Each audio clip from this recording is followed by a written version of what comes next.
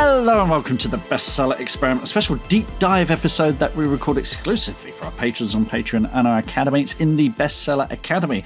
And today we've got the wonderful Andi Cumbo-Floyd and Caroline Topperman, who bring us a publisher. They've decided they've had enough with the way the rest of the world does publishing. They're going to do it their way, which I think we're seeing more and more of as well. I think we're seeing authors who've worked in traditional and indie, and they've decided actually there might be a better way of doing this. But let's dive into that. Andi, Caroline, welcome to the podcast. How are you both today? Good. Thanks for having us. And I'll just explain, there's a 5-year-old homesick from school. So if there's a creature in the background, that's who it is. So excellent stuff. Hello. Excellent. Well, Andi, tell us about Mountain Ash. And let's talk definition of terms as well, because we did have a couple of listener questions, because I think you're describing it as a hybrid publisher. And of course, when you hear the word hybrid, it's a loaded word, it can mean many things to many different people. So Andi, tell us about Mountain Ash and what exactly it is that you folks offer.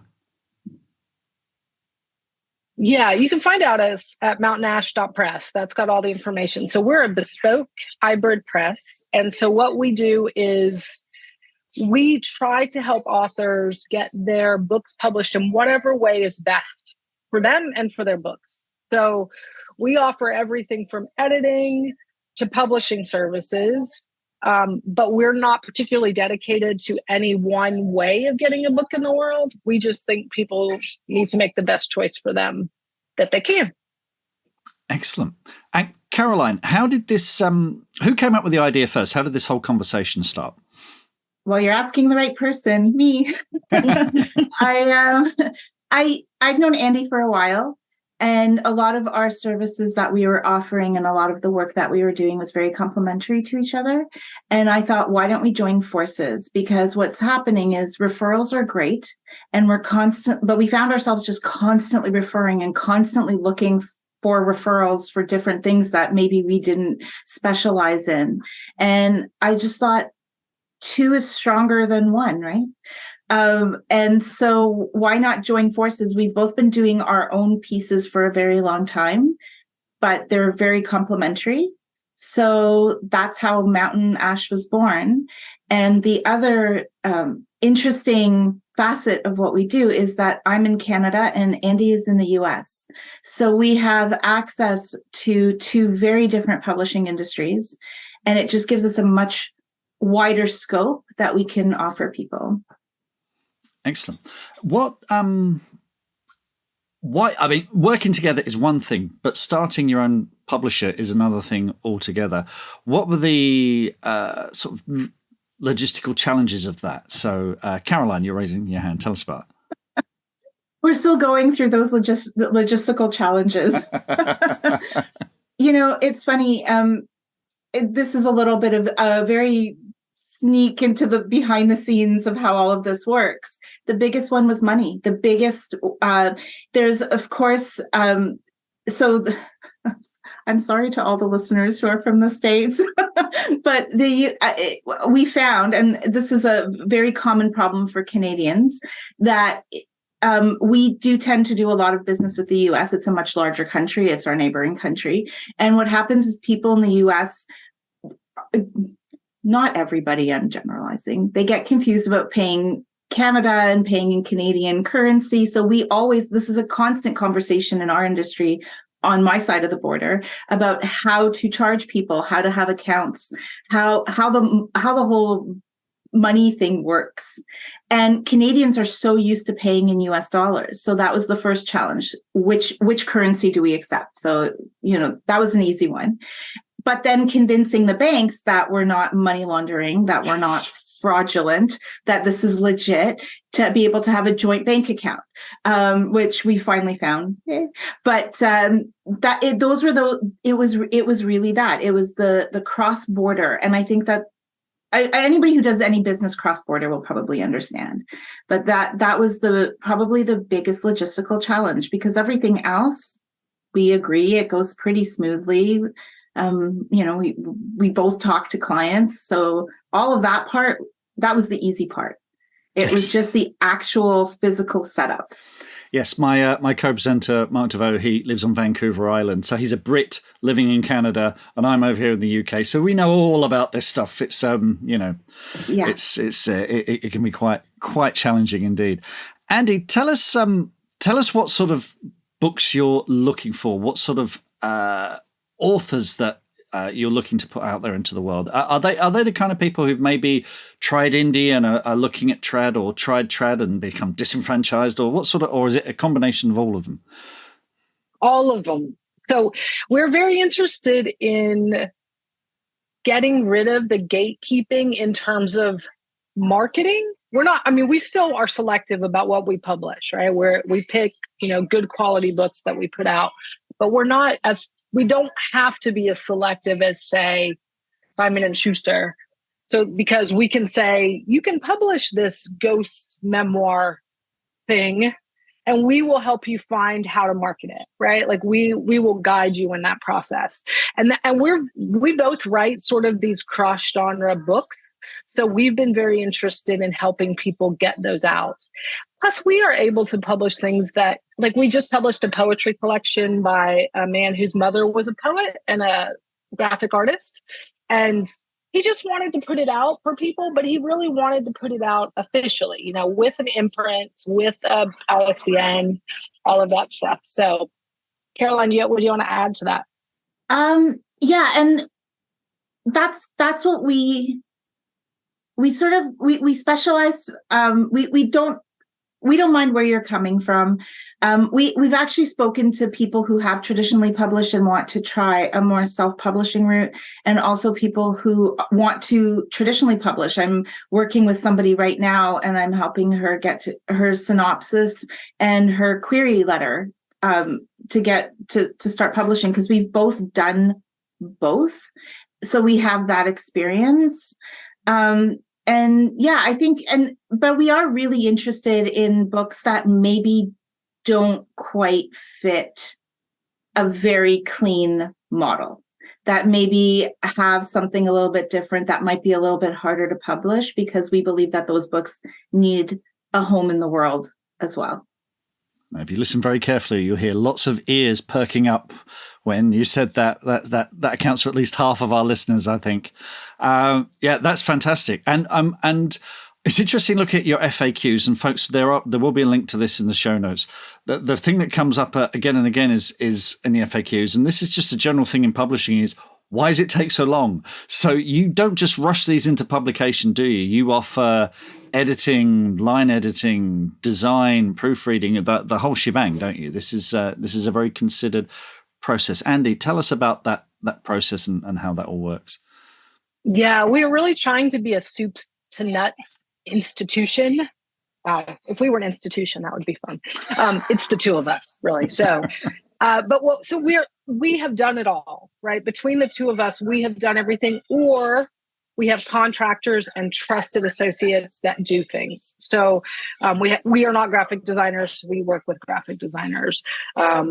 Neither of us wants to figure out how to format headings, so we use software for that, right? So I've edited for years. Caroline's a book coach with Author Accelerator. So we have done this in all kinds of ways. And we are very interested in helping people understand the marketplace that they're going into, but also getting their books to be the best they can be before they go into that marketplace. So we offer everything from, like as you said, developmental editing, book coaching, to formatting, to cover design, to publishing, like actually literally loading it to retailers for people. We do it the self-publishing model, right? We are using our own imprint, but we're loading it for you manually.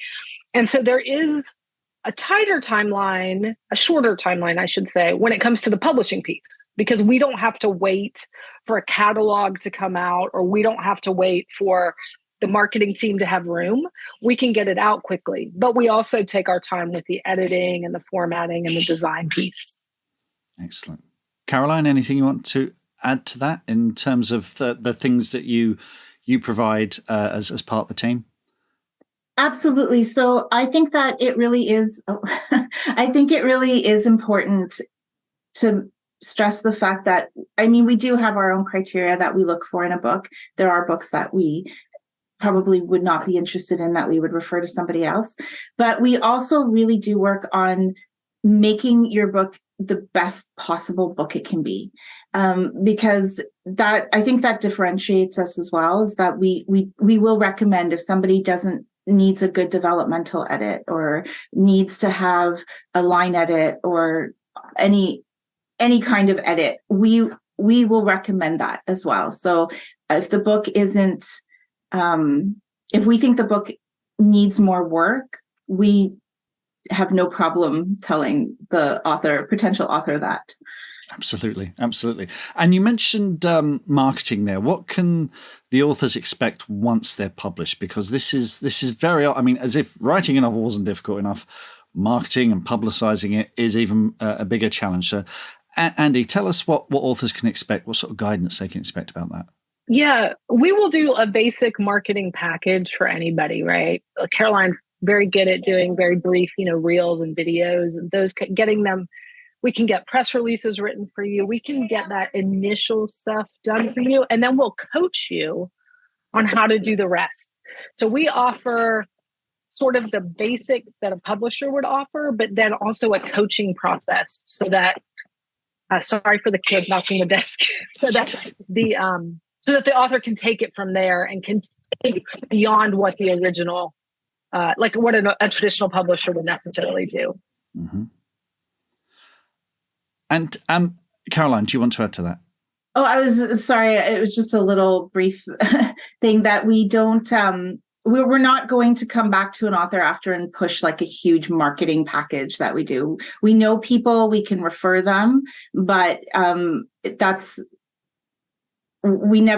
just want to be clear that we don't put, because I know some places you go will push a big marketing package, but that's not what we do. We just use our own experiences and then we can do referrals. Okay.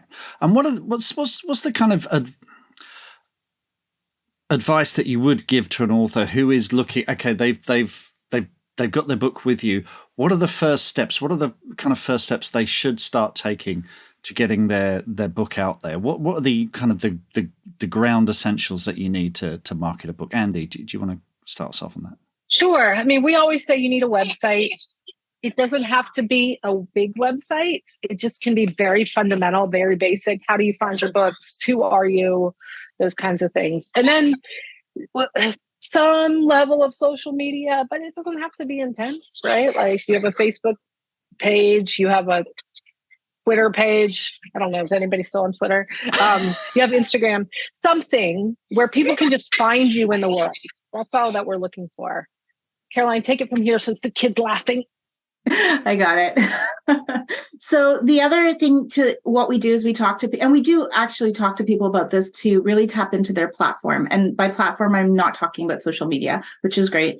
I love it, but it's not that. It's just if you are a teacher somewhere, if you have published other articles, if you run courses, if you have, I don't know, like a huge, if you're part of, I don't know, some community and that kind of platform. And we do coach people right away. We do say this, and I'm saying this to every author out there who's listening, even if your book isn't finished, you should be promoting it now or yesterday. And what you should be doing is seeing if you can get on podcasts, and you should be really expanding your network even before that book comes out, because by the time your book comes out, it's almost too late. So that I've had a lot of authors who found, and sorry, I'm thinking of 10 things at once to say here. But what I tell people is try to write articles for blogs, for big blogs, find those bloggers. And because of that, I've had several authors, for example, who've gotten early reviews from those blogs. So now you're opening up yourself to that person's audience. And that's what we try to tell people, is that the work starts now.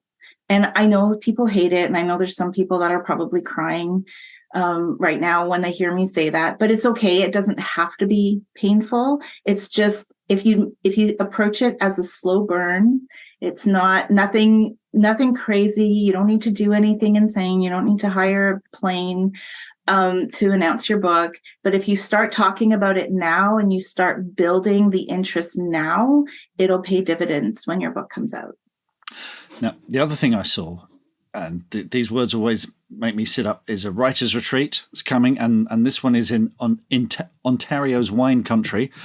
So, most publishers don't offer a writer's retreat. This looks amazing. Can you tell us more about that? Andi, is this something you can tell us about? What can people expect from this? And is this part of a bigger thing to build a community around Mountain Ash? That's right. We really believe in the way that writers are connected to one another. Like we think that really matters. I mean, that there's a sustainability that comes when you have a community of writers around you. And we're not interested in putting a book out for somebody and then just leaving them in the world. Like, we really want to have a relationship with them. And so the writing retreat is in Ontario, November 9th through 12th. We still have a couple spaces left if anybody wants to join us. Caroline's been coaching me on how to get over the border, so I'll be there. I'll make it. But we have another person, Susan Scott. He was this beautiful sort of spiritual, wild child kind of beautiful woman who's going to be leading with us, and it's going to be lovely. So, and Caroline can tell you more about where we're going to be, but I'm so excited about going there. Caroline. So it's right across. We actually chose that spot specifically because it's very close to the US. And when you're standing in front of our hotel, you can see the US. And it's a historically significant site for both our countries because the War of 1812 in part was fought there. So there's a lot of history in that spot. And of course, as people know, at that time, Canada was still very much, well, we're still part of the British Empire. So, the Commonwealth. We still have the Queen on our money. So the whole location is just really steeped with history. That was also the site of the Underground Railway. So it has significance for both Americans and Canadians. It's a wonderful spot. It's a very artistic community. There's a historical press that is right next door. And there are galleries, and there's a huge theater festival there as well. Lots of writers around. And we thought that it would just be a really great place for people to feel like they found their people. Because as Andi said, we really think that that's important, is to have that connection. Because even though you're writing on your own, you need people. Absolutely. It is.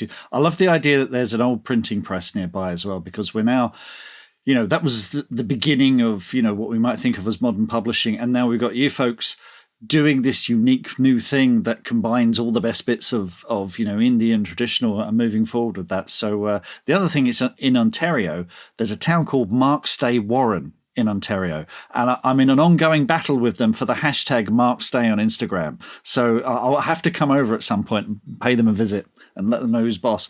But anyway, Andi, let's talk about the future. What's the dream for Mountain Ash? What is the kind of not an end goal as such, but where would you like? It sounds like a job interview. Where do you see yourself in 5 years' time? Well, one of my strengths is what we would really like is to just continually help people get their books out. I mean, and to grow that. I mean, we have 3 books out so far, and we just started in April. So we're at a faster pace than traditional publishers, right? So, but we want to put out high quality books at a regular pace for people, and hopefully connect those writers to one another so that they're all knowing one another, supporting one another, in ways that make sense. We're not trying to build a cult, although early days. Helpful. That's right. It's early days. You never know where we'll end up. Caroline will soon be wearing a white robe and walking around and preaching. But that's our goal, is to just get these books out into the world. And then honestly, I'll say this, Caroline may shoot me later, but hopefully to sort of help traditional publishers look at ways they can be a little quicker and a little more responsive to what the market is like right now, and to what authors need, because I feel like the traditional world is still it's a little behind where we could actually be, and it would be nice if we all could catch up a little bit. Excellent, very good, Caroline. You've been called a cult leader and all sorts just there. Any comeback on that and your vision for the future of Mountain Ash? Yes, please join my cult in Toronto. No, I mean, I agree. It's about bridging all of those worlds right now, because I find that the whole publishing industry is so fragmented and people seem very steeped in one or another. And I think more and more voices like all of us are coming out saying, well, I've done traditional, I've done indie, self-published, and how do we bring all of that together and still keep up a strong level of writing, a strong level of work? I personally I'll show my work to multiple editors to make sure it's the best it can be before publishing it.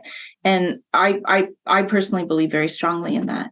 And so, yeah, it's just, I think that's where it is. And we have some ideas, some contests in the works, possibly. And then even, this is going to confuse people even more, but even more hybridizing, if that's not a word, I'm making it a word, our press, and making it, having slightly more traditional pieces to it, maybe slightly more indie pieces to it, and just really experimenting with that. And I think that's what the world needs right now. If anybody's following the industry, there are upheavals every single day. There are different things happening. And we have these a different kind of gatekeeper, but huge gatekeepers like Amazon that we sort of all probably hate but can't live without. So I think it's just, we're in this experimental stage now, and we're hoping to be able to work with that. That all sounds fantastic and very inspirational. And thank you for sharing all that with us today. And listeners, as I said, there are links in the show notes so you can check out Mountain Ash, or it is mountainash.press, nice and easy to remember. And Andy and Caroline and Milo, thank you so much for joining us today. It's wonderful to see you all, and wishing you all the very best of luck. All the best. Thank you. It was great to be here.